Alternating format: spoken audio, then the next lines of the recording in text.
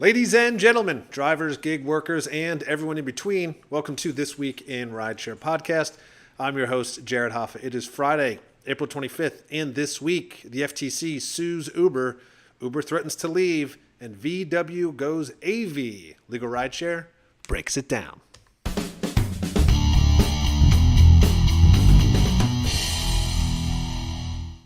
And from Legal Rideshare, I'm joined by the co-founder and lead attorney, Brian Greeny. Brian, happy, very rainy, cold Friday.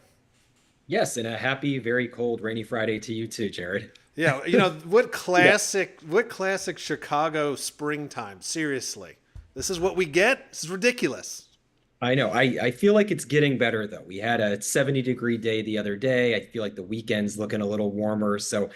fingers crossed. But April always tricks me. May's when things actually start getting better, or at least I tell myself. Right? We're in an abusive relationship in this city. Eventually, it does get better, and then we forget about how horrible it was for so long. But that's just it's the way it is, as they say. It's a beautiful city 5 months of the year. Yeah, exactly. We are doing something different starting today, and I think we were going to continue doing this. We're calling it Ask Us Anything. So it's exactly what it sounds like. I think it'd be a cool idea just to whoever's watching, whether you want to join the chat now and ask a question or ask a question, if you're watching it in a recording later, and we'll answer it. As long as it's not too insane, I think it'd be fun just to see what you guys have to say to us. Because a lot of times, Brian, we discuss things and there's usually some sort of feedback about it, or we'll get emails about certain things like why isn't this a case, or is there a way that you guys can help with this, or even basic things like what do you guys even do? Sometimes Right. we get that. So I think it'd be helpful just to answer those questions. Yeah, we're available. As I say at the end of every episode, consultations are always free, and that includes asking us anything that you want on the internet. So, There you go. you know, Which feel again, free. this could be a slippery slope. We're gonna have to monitor this, but let's hope for the best on it. It'll be a test of our legal knowledge and our comedic wit. Yeah, exactly. Well, that being said, let's jump into the stories this week. Uber is mostly the headlines, of course, and Uber is being sued by the FTC. And this is from Bloomberg. And they reported Uber is sued by the FTC, which is the Federal Trade Commission, which claims the rideshare and delivery company hurt consumers through, as they say, deceptive billing and cancellation practices as part of its flagship subscription service. So in a complaint filed Monday, the FTC alleges the company charged consumers for its Uber One product without their consent, misled users about the program's savings, and made it unreasonably burdensome to cancel the service. The agency found users can be required to navigate to as many as 23 screens and take up to 32 actions to cancel. Of course, Uber denied FTC's claims, saying the company doesn't sign up or charge consumers without their consent, and that cancellations now take most people 20 seconds or less. To be honest, I mean, this is even a bigger issue than Uber. Any sort of cancellation thing is a nightmare. But FTC is throwing the hammer down. Yeah, no, I'm glad that the FTC is out there looking at issues like this because this is obviously detrimental to people who are using the app. I mean, when you sign up for a service, you expect to be able to get out of the contract in a reasonable way. If you sign up for a month and then you want to cancel after a month, you should be able to do that. And there certainly should not be unintended fees or unagreed upon or undisclosed fees that come out of that. This, I think, is just a bigger issue in terms of Uber's transparency. So many times we hear about the company lacking transparency, whether it's with driver pay. Now we're seeing allegations with how they're running it from the customer side. The company needs to do a better job of putting their cards on the table, telling people what to expect, what they're getting themselves into. So whether these allegations are true or not true, we can certainly say that a lack of transparency has been a years-long issue for Uber, and we would like to see the company do better in that regard. Yeah, I actually think this is one of those things they really can't wiggle their way out of. I mean, this isn't a gray area. This isn't, independent contractor status. This is literally something that, and I've seen other stories like this from other companies where they really do, they go after those companies when it turns out that it's really unfair to the consumer, which, like you said, I'm glad to see FTC is stepping up on this. I've never used Uber One, so I didn't I was unfamiliar that it was this much of a problem. But I mean, if it really takes 23 screens to cancel, yikes! I mean, that's crazy. That's Well, like the old AOL days. If you remember, that's really dating myself. But like, you had to call someone. It was a whole chaotic thing. yeah. I think you're right. It needs to be easy. That's the bottom line. It needs to be easy. You have to be able to get out of these things. And like you said at the beginning, it's not just Uber. I had a fitness app that I decided I wanted to pay, get for free for 30 days, Yeah. and then it was going to charge me, and then I couldn't get out. So I mean, I totally understand the what this looks like from all different types of companies and services, and do better. Yeah. That's my takeaway. Do better. Do better. Agreed. Our second story today, again, Uber. Uber is threatening to leave Colorado. Now, this is an interesting article. Quote, a bill is moving through Colorado's legislature could force major changes to how rideshare companies like Uber and Lyft operate. And Uber says if it passes, it may have to shut down service in the state. This is House Bill 1291, which would require stricter safety measures for rideshare drivers, including mandatory dash cameras, audio recordings of rides, and a ban on driving after using marijuana. The proposal also includes increased driver accountability standards. Now, Uber officials say they support improved safety, but argue that the bill, as written, is impossible to enforce. They also raised concerns about legal liability, saying the bill could make the company responsible for even minor driver actions, such as offering a passenger a water bottle. Now, legal experts say Uber's main concern really centers on potential lawsuits. So, interesting here, Brian. As an attorney, I'd love to hear your thoughts on this and what you're thinking. Yeah, well, first of all, I love the idea that the lawmakers are trying to be creative and think of ways to make rideshare safer and better for everybody. Rideshare for forever has lacked certain safety measures that easily could be implemented. This law hopes to address that. It also helps for driver conditions, passenger safety. You name it, this law hits on that. I like the idea that there's, the concept of recording devices in the cars. Certainly, there's always the issue of the letter of the law versus the spirit of the law. And I do not think that the legislature intends on people being able to sue Uber based on things like a driver offering a water bottle to a passenger. That's not the intent of this law. So there are ways in which it can be crafted to try to address those issues.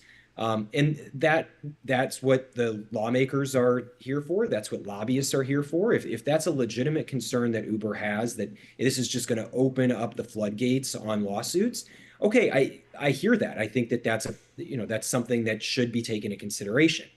That's why there's amendments to laws. That's why there's a debate process. But the overall theme of this bill, the overall purpose of this law is to make rideshare safe. So if we can do that, if we can figure out a way to narrowly tailor or exclude certain things as being actionable in court, that is going to go a long way to directing courts to dismiss frivolous lawsuits. This should be safety first. This should be driver and passenger protections, and then tell the judges in the letter of the law anything that is not in that scope should be kicked out. And there you go. You solve the litigation issue.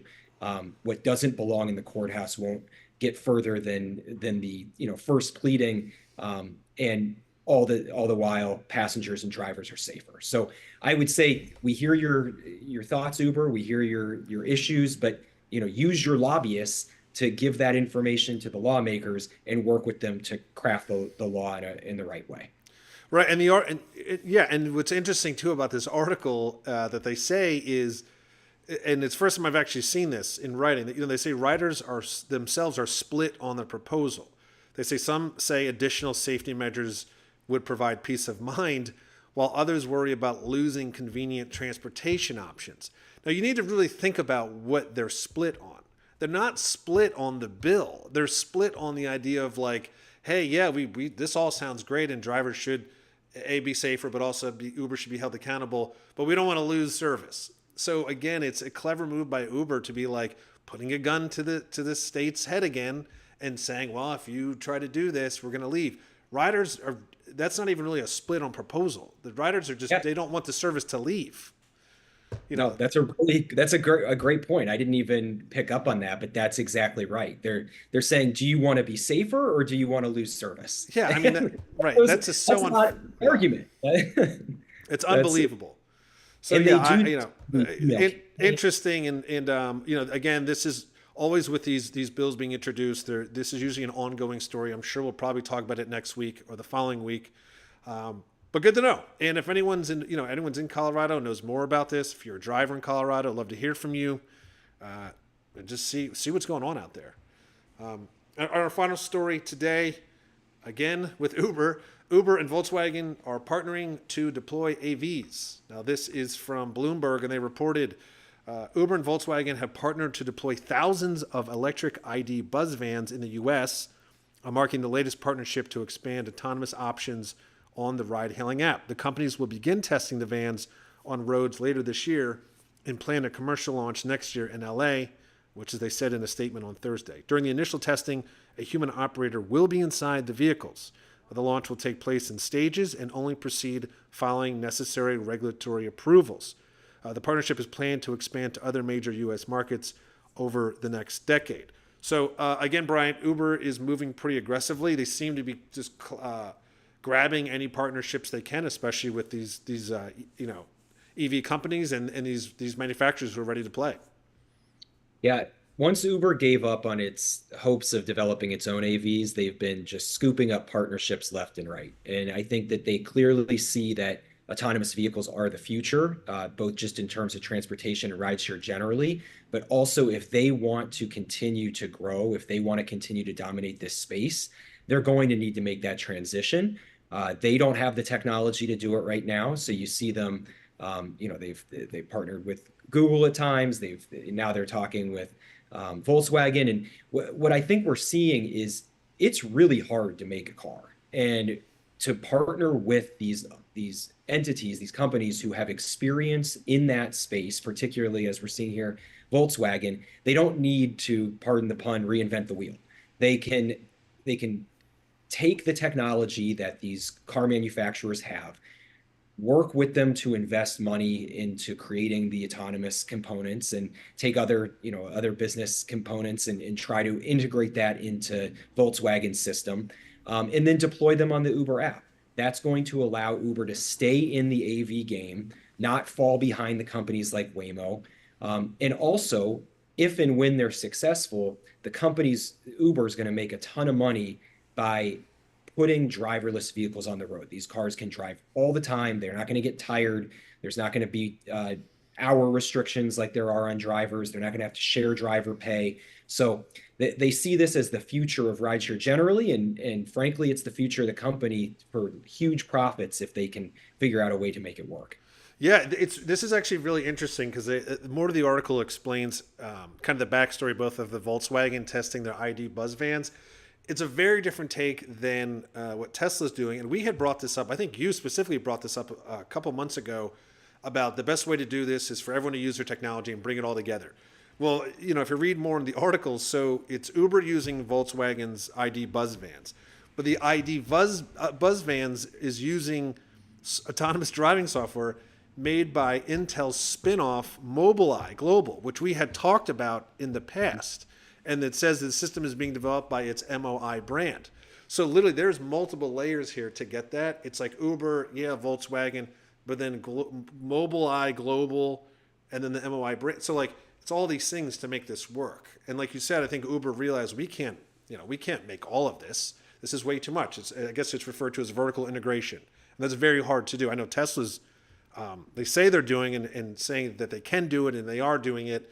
But here's an example of a company that's taking all those things to make all the ingredients to make a sandwich is how they're doing it, which is quite fascinating, actually.